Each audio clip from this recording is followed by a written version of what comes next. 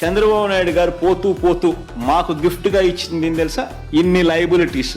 Power కంపెనీలకు మాత్రమే డిస్కాములు power కొన్నాయి.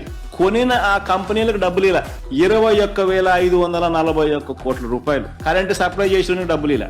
అవి కాక 42,183 కోట్ల రూపాయలు లయబిలిటీస్ మాకు ఇచ్చిపోయినాడు, బకాయిలు పెట్టిపోయినాడు. మేం కట్టినాం. ఉపాధి హామీ బకాయిలు 2,340 కోట్లు, ఉద్యోగులకు ఇవ్వాల్సిన 2 డిఏలు బకాయిలు పెట్టాడు.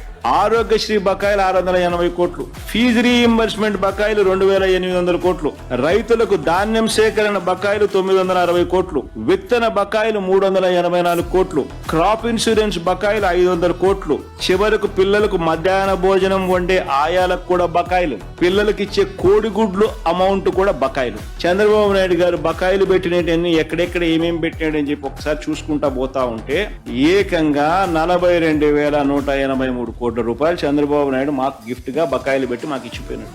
ఎవరైనా కూడా ఈ స్థాయిలో బకాయిలు పెట్టరు. కానీ కొద్ది గొప్ప బకాయిలు అనేవి జనరల్ గా స్పిల్ ఓవర్ ఉంటాయి. ఒక సంవత్సరం అయిపోయిన తర్వాత నెక్స్ట్ ఇయర్కి వచ్చేసరికి న్యాచురల్ గానే అప్లోడ్ అయిన బిల్స్ కొన్ని స్పిల్ ఓవర్ అయి కొన్ని బకాయిలు ఉండడం సర్వసహజం.